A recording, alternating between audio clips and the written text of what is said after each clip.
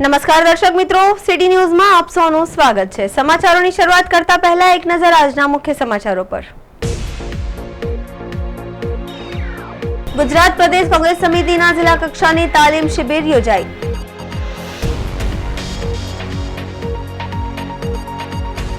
દમણ ઔદ્યોગિક સંઘે સબસિડીને લઈ પ્રશાસકનો માન્યો આભાર।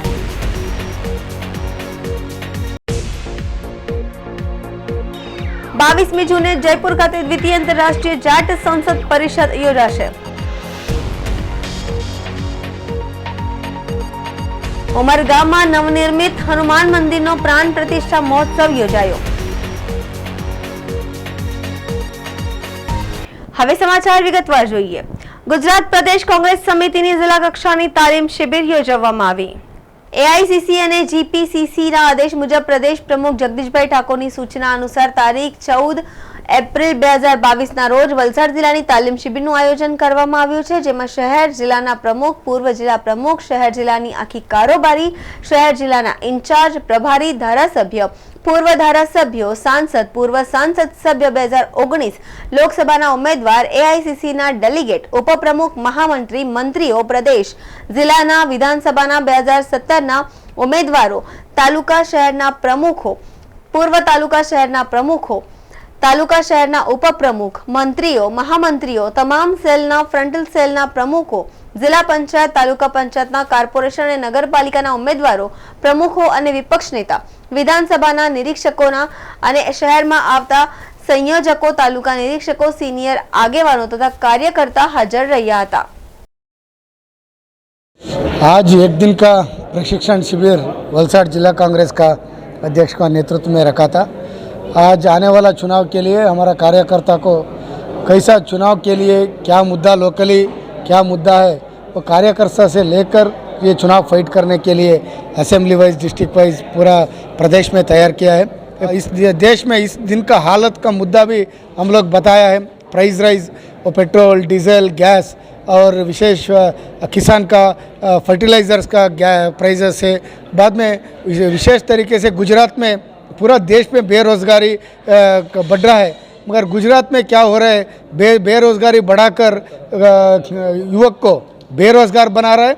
दूसरे तरीके से तेरे तरफ से ड्रग्स को युवक को दे रहा है। क्यों आपको सबको पता है देश का इतिहास में देश में गुजरात में बड़ा से बड़ा कंसाइनमेंट ड्रग्स पकड़ा था, मगर वो ड्रग्स किधर गया, किसका पास गया, कौन लेकर आया, किसका अरेस्ट हुआ, किसका एफआईआर हुआ, वो किधर भी बात नहीं हो रहा है। एक तरफ देश में युवक को बेरोजगार बना रहा है, एक तरफ बेरोजगार युवक को ड्रग्स देने का काम बीजेपी का नेतृत्व का सरकार में हो रहा है। इसलिए कांग्रेस पार्टी इसका खिलाफ हम लोग लड़ रहा है। और बीजेपी वाले कांग्रेस मुक्त भारत घोषणा दे रहे, मगर कांग्रेस पार्टी का नेतृत्व में महंगाई मुक्त भारत का और करप्शन मुक्त भारत के लिए हम लोग बीजेपी का खिलाफ चुनाव लड़ने को तैयारी कर रहे हैं। आपको पता है कि लास्ट इलेक्शन का पहले ऐसा ही हालत था, मगर लोग कांग्रेस पार्टी को वोट देने के लिए तैयार है। कितना अभी कौन कौन जा रहे हैं उसका बारे में चिंता नहीं कर रहे। क्यों जा रहे हैं आपको भी पता है।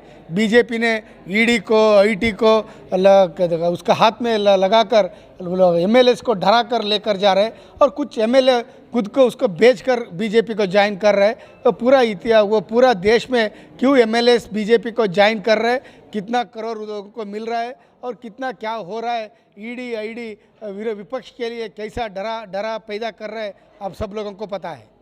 દમણ ઔદ્યોગિક સંઘે સબસિડીને લઈ પ્રશાસકનો માન્યો આભાર।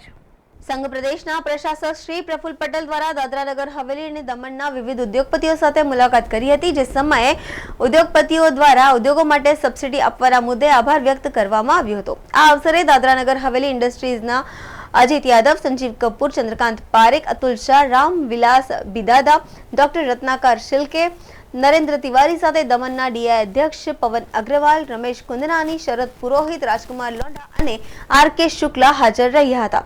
પ્રશાસક શ્રી દ્વારા 52 ઉદ્યોગો માટે 20 કરોડની સબસિડી આપવામાં આવી છે, જેના મુદ્દે સમસ્ત ઔદ્યોગિક સંઘના પ્રમુખો દ્વારા પ્રશાસક શ્રીને આભાર પત્ર પણ સોંપવામાં આવ્યું છે। माननीय प्रशासक महोदय श्री प्रफुल्ल पटेल जी का बहुत बहुत हार्दिक आभार, अभिनंदन कि उन्होंने उद्योग जगत को, दमन के उद्योग जगत और सिलवासा को, दोनों को 60 लोगों को करीबन 15 करोड़ से ज़्यादा सब्सिडी दी है उद्योगों को, जो कैपिटल सब्सिडी थी। और जैसा कि सभी को उद्योग में पता है कि 2 साल की कोरोना महामारी के बाद उद्योग अपनी जगह धीरे धीरे पटरी पर लौट रहा है और ऐसे में कैपिटल सब्सिडी देना एक उद्योगों को संजीवनी देने जैसा है। हमारे देश के यशस्वी प्रधानमंत्री माननीय श्री नरेंद्र मोदी जी ने भारत को एक विकसित देश के रूप में खड़ा करने की अपनी जो इच्छा शक्ति और अपनी जो बीड़ा ठान ली है, आज उसी का एक सबसे बड़ा प्रदेश है कि आज हमारे माननीय एडमिनिस्ट्रेटर साहब ने जो उद्योगों के अनुकूल सकारात्मक माहौल बनाने की पूरी कोशिश की इस प्रदेश को, और यही कारण है कि इस प्रदेश में एक्सपोर्ट और डोमेस्टिक सप्लाई लगातार बढ़ता है। उद्योगों में एक्सपोर्ट जो सारे कंट्रीज़ को यहाँ से जाते हैं उनमें 1% देश से सबसे ज़्यादा ग्राफिक उछाल आया है। तो हम इसका श्रेय माननीय प्रशासन महोदय को और हमारे पूरे जो अमला है जो लगी हुई है सिस्टम, उसको हम आभार मानते हैं कि उन्होंने पूरा अनुकूल वातावरण को इस तरह से बनाया जिससे उद्योग सुचारू रूप से चले और ईज ऑफ डूइंग बिजनेस इस प्रदेश में सबसे ज़्यादा हकीकत में चालू है। સમાચારોમાં સમય છે નાનકડા વિરામનો, વિરામ બાદ આપ જોઈ શકશો 22મી જૂને જયપુર ખાતે દ્વિતીય આંતરરાષ્ટ્રીય જાટ સંસદ પરિષદ યોજાશે। ઉમરગામમાં નવનિર્મિત હનુમાન મંદિરનો પ્રાણ પ્રતિષ્ઠા મહોત્સવ યોજાયો।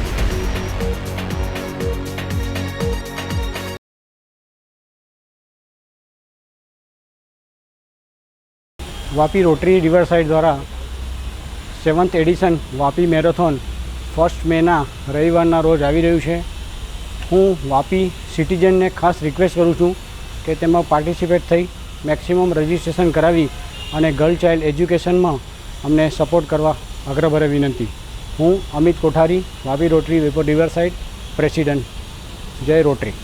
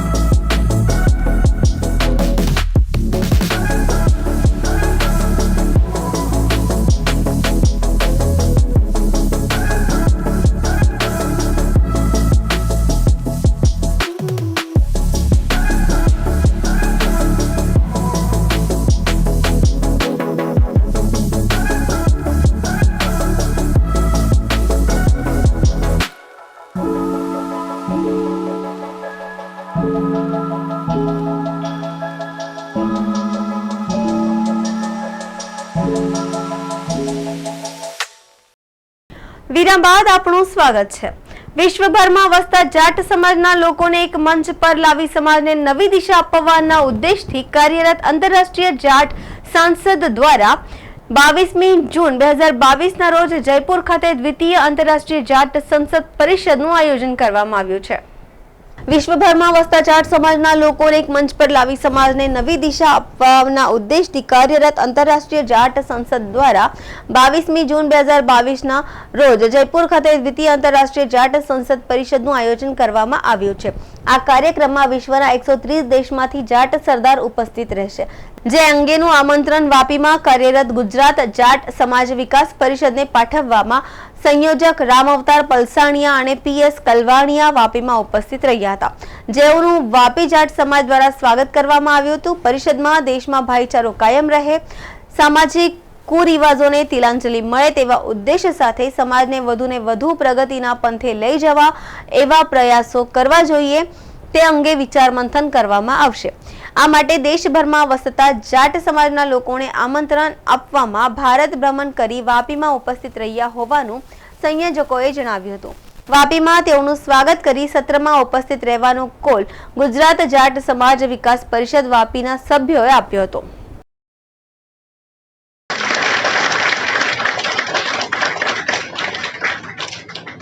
आज 12 जून 2022 को राजस्थान की राजधानी जयपुर में अंतर्राष्ट्रीय जाट संसद का द्वितीय सत्र प्रस्तावित है। दुनिया के 130 देशों से जाट सरदारी को हमने आमंत्रित कर रखा है। इससे पहले हमने 1 मार्च 2020 को दिल्ली के विज्ञान भवन में जाट संसद का प्रथम सत्र हुआ था। दुनिया के 62 देशों से मेरे समाज के समाज बंधु उस कार्यक्रम में उपस्थित रहे थे। उस कार्यक्रम के बाद में समाज में विश्व जाट एकता की बात करते हुए पूरे देश और दुनिया में कनेक्टिविटी बढ़ी। समाज की ताकत को और समाज के हिस्ट्री को, समाज के कला, शिक्षा और साहित्य और संस्कृति को लेकर के हमने एक मुहिम तैयार करी है, एक प्लेटफॉर्म बनाया है और वो समाज के सम्मान के लिए, समाज के गौरव के लिए, हमारे गौरवशाली अतीत को याद करने के लिए एक सुनहरा प्लेटफॉर्म तैयार हुआ है। जिस तरीके से केंद्र और प्रदेश की सरकारें जाट समाज के साथ में जो हिस्सेदारी और भागीदारी की बात होती है, जिस तरीके से प्रदेश और देश की सरकारें हमारे जाट समाज को नज़रअंदाज करती है, उस ताकत को फिर से जाट समाज की एकता, अखंडता को फिर से साबित किया जाए। समाज की बुलंदियां फिर से हमारे जिस तरीके से देश और प्रदेश में हमारे समाज की तूती बोला करती थी, उस ताकत को फिर से मजबूत करने के लिए 12 जून 2022 को जाट संसद का द्वितीय सत्र प्रस्तावित है। दुनिया के जाट समाज के लोग जब जयपुर में आएंगे, जाट समाज की ताकत को देखेंगे, जाट समाज की सभ्यता और संस्कृति को देखेंगे। 36 कौम और बिरादरियों को जाट समाज की उस इतिहास पे नाज होगा, वर्तमान पे नाज होगा और भविष्य की बुनियाद लिखने के लिए 12 जून 2022 को पूरे दुनिया भर के जाट जयपुर में इकट्ठे हो रहे हैं। और उसी मिशन को लेकर के, उसी निमंत्रण को लेकर के आज हम वापी में पहुंचे और वापी के जाट समाज को आमंत्रित किया है। अंदर वापी का एक फूल महक साबित करे, वहाँ एक खुशबू पैदा करे, जिससे पूरे देश और दुनिया में वो सौंधी खुशबू पूरी दुनिया में जाए। समाज के अंदर जब भी कोई कार्यक्रम होता है तो एक दूसरे की भागीदारी, हिस्सेदारी, एक दूसरे के सुख दुख की बात होती है। अपने समाज के ऊपर जो समस्याएं इन दिनों ग्रसित हो रहा है अपना समाज, उसके ऊपर चर्चा होती है। और इसी तरीके का एक प्लेटफार्म इंटरनेशनल जाट पार्लियामेंट का गठन करके हम लोगों ने तैयार किया है, जिसका कार्यक्रम 12 जून को जयपुर के अंदर द्वितीय सत्र होगा। और हमारा उद्देश्य समाज की कला, शिक्षा, साहित्य, संस्कृति और उसके साथ में युवाओं के लिए रोजगार सृजन, इस मुद्दे पर चर्चा करके विश्व जाट एकता का एक ऐसा संदेश पूरे दुनिया के अंदर देंगे जिससे सर्व समाज को गर्व और गौरव की अनुभूति होगी। क्योंकि जो हमारे कौम के जो महापुरुष हैं, उनको जो सम्मान मिलना चाहिए था वो आज तक सम्मान नहीं मिला है। चाहे महाराजा सूरजमल के गौरवशाली इतिहास की जब चर्चा कर लो, महाराजा रणजीत सिंह, सरदार भगत सिंह, उधम सिंह और न जाने असंख्य कितने महापुरुष इस कौम ने जन्म लेकर देश दुनिया के अंदर अपना योगदान दिया, लेकिन आज तक उनको जो स्थान मिलना चाहिए था, वो जो स्थान और सम्मान के हकदार थे, वो उनको सम्मान नहीं मिला। इसी उद्देश्य को लेकर हमारे इतिहास को जन जन तक पहुंचाने के लिए, सर्व समाज के भाईचारे और भलाई के लिए, सामाजिक स्वार्थ पैदा करने के लिए इस इतिहास को पूरी दुनिया के अंदर फैलाना हमारा उद्देश्य है। और भाईचारे का जब संदेश पूरी दुनिया में जाएगा तो जाट जब एकजुट होगा तो निश्चित रूप से एक नया फिर से इतिहास बनेगा, आपसी भाईचारा बढ़ेगा, एक दूसरे के सुख और दुख में काम आएंगे और जो सामाजिक कुरीतियाँ हैं उनके खात्मे के लिए भी हम लोग चर्चा करेंगे। समाज की जहाँ तक बात है तो हमारा उद्देश्य है कि पूरी दुनिया के जाटों को एकजुट करना। और जो पिछला कार्यक्रम था विज्ञान भवन के अंदर 1 मार्च 2020 को किया था, आप लोग मीडिया के माध्यम से, नेट के माध्यम से देखेंगे तो उसके अंदर 62 देशों के समाज बंधुओं ने आके विश्व जाट एकता का संदेश दिया था। और आज कोरोना काल आ गया और उसके बाद 2 साल का समय हो गया। उसके बाद हमारी टीम ने और जो लोग बाहर से जो 62 देशों के व्यक्ति समाज बंधु आए थे, उन्होंने एक 2 और देशों के अंदर अपनी रीच बढ़ा के आज इंटरनेशनल जाट पार्लियामेंट का नेटवर्क दुनिया के 130 देशों में बन चुका है। उसके साथ साथ हमने प्रयास किया है कि जो हिंदुस्तान के अंदर भी जगह जगह के ऊपर डिस्ट्रिक्ट लेवल पर अपने समाज के संगठन है, उनसे भी संवाद स्थापित किया जाए, उनसे चर्चा की जाए और किस तरीके से अपन बेस्ट से बेटर कैसे किया जाए, उनकी क्या समस्या है स्थानीय स्तर पर, उनसे चर्चा करने के लिए इससे पहले हम जम्मू कश्मीर गए, पंजाब गए, उत्तराखंड गए, उत्तर प्रदेश गए, हरियाणा गए, दिल्ली के अंदर हमने कार्यक्रम किया। उसके बाद राजस्थान में कार्यक्रम अब हो रहा है। इससे पहले हमने एक जनप्रतिनिधि सम्मेलन किया। उसके बाद हम अहमदाबाद, सूरत, वडोदरा और आज वापी के अंदर आए हैं और समाज बंधुओं से सुझाव ले रहे हैं कि किस तरीके से अपना समाज आज किन समस्याओं से ग्रसित है, फ्यूचर के अंदर इन समस्याओं के कारण क्या अपने लिए चुनौतियां आएगी, उनसे किस तरीके से पार पाया जाएगा। इन मुद्दों के ऊपर चर्चा करके समाज को सही दिशा और सकारात्मक रूप से, जो सामाजिक रूप से जो हमें आगे बढ़ना है, जो हमारा ताना बाना जो टूट चुका था उसे फिर से मजबूत करना, ये हमारा मुख्य उद्देश्य है। इसके साथ साथ में સમાચારોમાં ફરી સમય છે નાનકડા વિરામનો। વિરામ બાદ આપ જોઈ શકશો ઉમરગામમાં નવનિર્મિત હનુમાન મંદિરનો પ્રાણ પ્રતિષ્ઠા મહોત્સવ યોજાયો।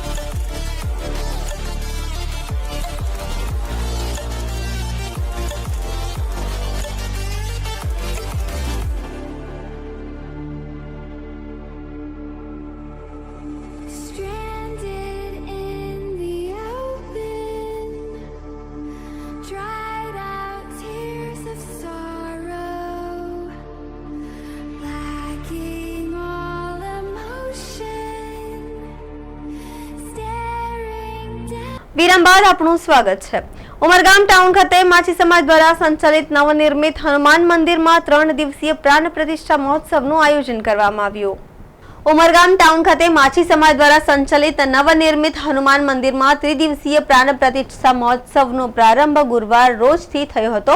ઉમરગામ માછી સમાજના ભક્તો દ્વારા શ્રી હનુમાન મંદિરના નિર્માણ માટે ભગીરથ પ્રયાસ હાથ ધરાયા હતા. સમાજના દાતાઓ તેમજ રામ ભક્તો દ્વારા મંદિરના નિર્માણ માટે છૂટા હાથે દાનનો પ્રવાહ વહેતો મૂક્યો હતો. ઉમરગામ ટાઉન ખાતે ભવ્ય અને દિવ્ય જે હનુમાન મંદિરના નિર્માણ કાર્ય પૂર્ણ થતા પાવન ચૈત્ર માસે ત્રિદિવસીય પ્રાણ પ્રતિષ્ઠા મહોત્સવનું આયોજન કરવામાં આવ્યું છે. પાવન પ્રસંગની દબદબાભેર ઉજવણીમાં સમાજના યુવાનો, મહિલાઓ અને આગેવાનો ઉત્સાહભેર ભાગ લઈ રહ્યા છે. આમંત્રણને માન આપી મુંબઈથી શીતલ કારુળકર વિશેષ ઉપસ્થિત રહ્યા હતા. આયોજકો દ્વારા શાલ ઓઢાડી એમનું સન્માન પણ કરવામાં આવ્યું હતું.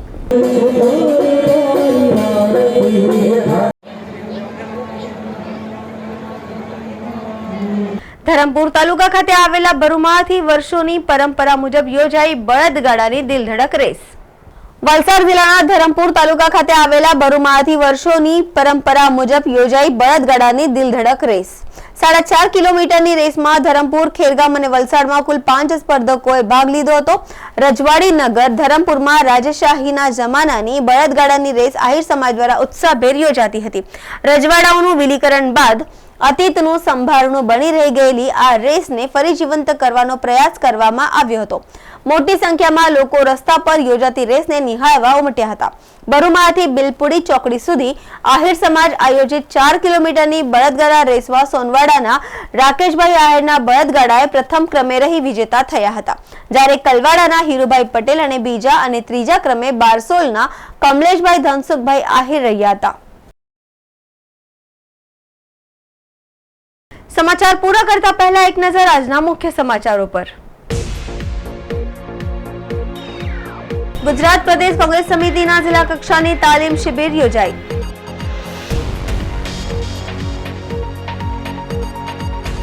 દમણ ઔદ્યોગિક સંઘે સબસિડીને લઈ પ્રશાસકનો માન્યો આભાર.